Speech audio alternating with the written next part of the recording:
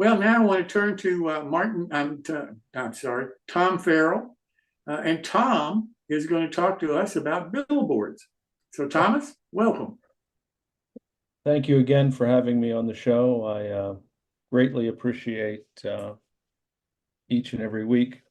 This week I'm broadcasting from California, not Bloomington, Indiana. Not that that makes any difference. So here we go. So this evening I'm going to talk about detailing the Fort Pitt Brewery, and I'm going to talk about how I make billboards and signs. So hold on a second.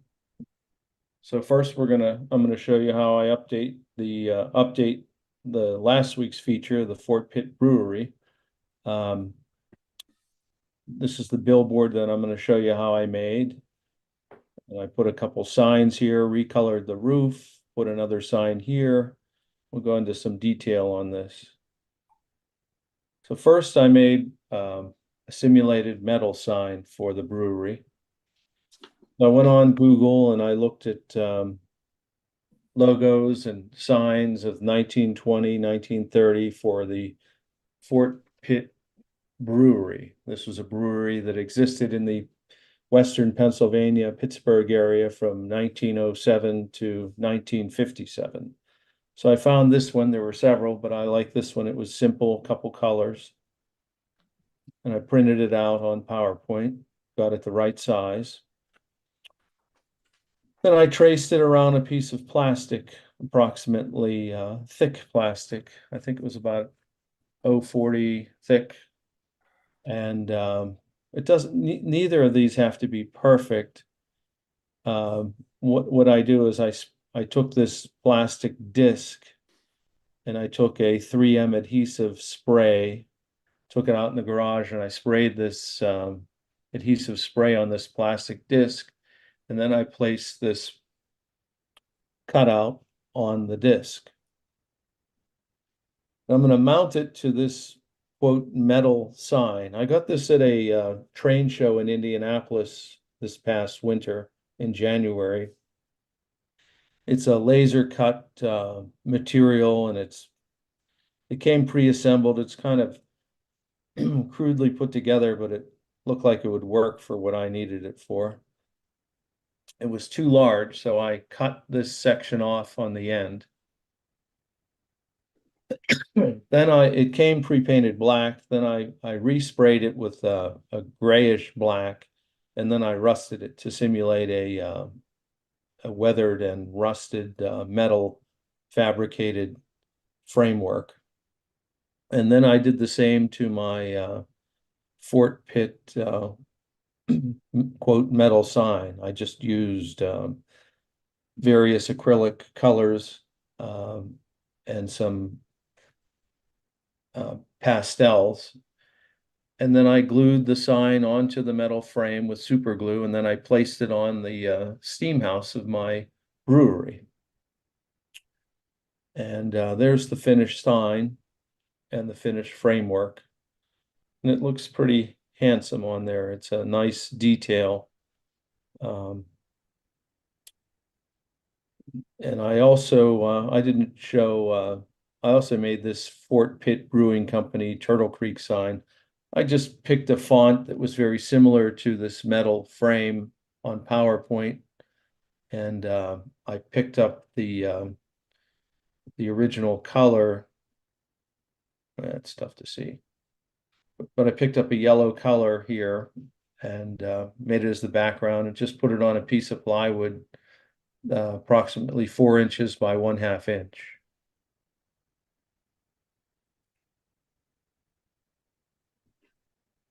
Next, I'm getting a little jumping around here. It's not my normal computer. Next, I'd like to show a few billboards that are around the reboot, the new Rustic, Buff, and Old Gothic. These are not from my old railroad. Everybody remembers this one, Jim Seafood, my little inside joke, fresh 7 p.m. every Wednesday, Eastern Standard Time. This sign is made out of wood and features 2 lights on it. I'll show you how I make these. They're really, really quite simple. This one's above the tunnel in Shantytown. This one's a little bit more involved. These are um, printouts. Again, I search for 1920, 1930 advertisements and then bring them into PowerPoint, scale them appropriately, cut them out with an X-Acto knife or scissors. Sometimes I pre-weather them. Normally, I just paint them with Elmer's glue on the reverse side and stick them on my billboard. These advertisements and billboards can set the period of your railroad, so there's no question what time period you're modeling. This is immediately to the west of the John Allen engine house that I have. Again, these are period advertisements, and I try to do variety. So I try not to have any two billboards have the same number of, see these boards up top. I try to have variety there. And then there's three different colors here. You know, this is a chocolate brown, this is like a tan, and this is a Kelly green. And then the decking where they put ladders up and stand up here to put this artwork up here. These also have three different types of decking and spacing, and the object is not to have this cookie cutter, so it looks more realistic. This is one above the Shantytown depot. And again, in keeping with the theme of variety and different colors, you know, this doesn't have any header board of any kind. It does have the decking and it has dual, variety is the key, and keep the visual interest up. You see, I rust them to simulate if they were metal, or if they're paper, I have them peeling, and I hit them with pan pastels typically. And I should mention that all of my work, including my structures, I typically spray with dull coat when I'm all complete. So it serves to seal the pan pastels and any of the paints. Everything gets dull coated. This was a sign that I featured on the show approximately a year ago. I just made a metal fabrication here out of wire. This was a combination of what's called piano wire, which is like a steel, and brass. My advice would be simply to use brass, because then you could solder it. So if I ever do one of these again, I will make this grid out of brass and just solder it instead of super gluing. And these are die cut letters from a craft store. You can, you know, the A through Z, they give you 2 or 3 of each letter. They're approximately 1/2 inch, 3/4 inch for O scale, you know, just painted and weathered. Again, variety is the key. This one features not only 4 lights, you can't really see it here, but there's conduit. So if you really look at this one up close, it appears as though this conduit to these lights actually goes to electrical boxes, which feeds this. I mean, it looks pretty realistic. I should have taken a reverse photograph. And this is a parody of Earl Smallshaw, who did the Miracle Chair Company. Just a little parody of his. I'll go into that at some other point. Here's yet another billboard, the Titanic and the Lusitania, 2 renowned passenger liners. Again, and I'm going to show you how I make these. It's really quite simple, and it adds a lot of visual interest to the layout, just like these fences do.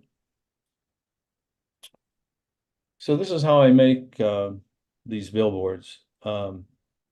I typically start with a piece of plywood, very thin aircraft grade plywood.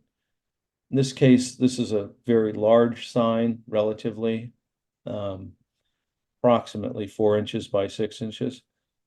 So I didn't want to use basswood, but basswood's a perfect sample. If you use like a relatively thin basswood, that'll work for most applications. But on these larger ones for stability, I chose 1/8 inch aircraft grade plywood. I marked out with my micro mark square the size that I wanted. Then I cut it out with my little micro mark saw because it's plywood and very difficult to cut with a knife. Then I put approximately 1 inch increments here, approximately. I can't remember what it. And these are scale 6x6s. And then I simply glued them on. I used yellow glue this time. Glued these on, and you know, if you notice this mark here, this is so it's going the wrong way. This is so that I would get it relatively even across the top. I would go back on this particular sign on my little disc sander and make sure that these were absolutely flat, flush, true to one another. It's not so critical on the bottom because they're getting buried into the scenery. So there's the reverse side. So that you can detail these as much as you want. If you really wanted to show, you could make this board by board construction. If you wanted to show, for example, peeling artwork and you wanted, instead of just a flat piece of plywood painted, you could show, you know, 1x6s would probably be appropriate. But for most of these applications, I don't need that much detail. Next, to put the deck on, I put the stringers out. I cut them on my chop saw. I use super glue here because I want instant adhesion, so I don't have to play games with them being parallel and perpendicular. And then I glue the first decking on with yellow glue, and I hold it with these clamps I have. It doesn't take long for it to the yellow wood glue dries pretty quickly. In a half hour or so, I'm ready to go. So there's the basic billboard. So really, you're talking about a piece of plywood, 4x4s or 6x6s running vertically, and then some sort of strip material. I use 1x2s down here, and I use 2x6s for the decking. And these are 1x2s up here, and that's 1x6s scale lumber.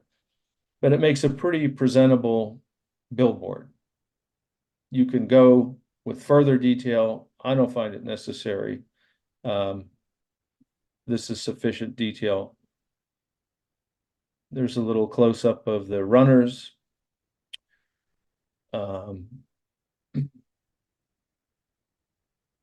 Again, it's a combination of yellow glue and super glue. Now I needed the artwork, so I had to create this, and I went on Google and I found 2 more Fort Pitt old advertisements that I liked. Apparently they made Fort Pitt Beer, and they made Old Shay Ale. I sized them to the identical diameter. I chose a font that was very similar to what these advertisements had, and I just put it in there. Fort Pitt Brewing Company. I centered it, and as an added touch, I put Turtle Creek down there. And then with PowerPoint, I picked up this color here behind the drink. You can select a fill color, and it's an eyedropper. So I picked this yellow eyedropper as a fill color, and then I filled the background to match this color here. So now there's continuity in the design. Then I drew another rectangle, and you have various choices of borders with PowerPoint. So I put a thick and thin double border there, and using the scale of the on the screen, you can put a vertical scale in inches and a horizontal scale. I got it exactly the right size, printed it out, and then I said to myself, you know, they wouldn't be able to do a big printout like this. At the very least, I think the way they used to do them in the 20s and 30s is put up. They didn't quite, I don't think they had plywood till World War II. So I made the assumption that they would make some kind of panels in a roughly 4x8, even though they didn't have plywood. So I put that grid on the back of my artwork, and I decided to cut out these panels so I wouldn't have one gigantic billboard, if you will. And then I started gluing them on. I spray painted this a chocolate brown flat. And then I started gluing these panels on with white glue. So I would take my cutout with a paintbrush, I would paint the back of it, then I would stick it on. And then I would, actually, before I glued it, I did the perimeter with a alcohol wash to simulate first step of weathering. Then when it was dry, then I hit it with the Elmer's glue. I painted it on and stuck them on one at a time to simulate that I had 5 pieces across, 2 high. Started additional weathering here. I just went back with watercolor washes and just started dabbing and fooling around trying to weather this. And when I was satisfied that I had made it rustic enough, I went back to the wood here and I started adding pan pastels to weather that up a little bit. Then I placed it on the layout. There it is, fully weathered, and we'll get some close-ups, but it's in front of it. Everything along my railroad's going to be trashy looking, so this was another feature outside of my brewery. Let's see if we get a little closer. Yeah, there's a nice picture. So it's nice weathered look. And